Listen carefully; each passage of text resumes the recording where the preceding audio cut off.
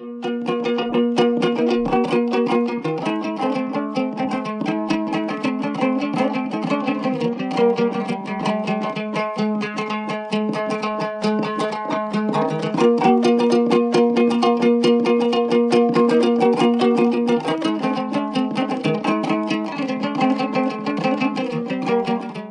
Шамильском районе очень много знаменитостей, и в том числе селение Телетель.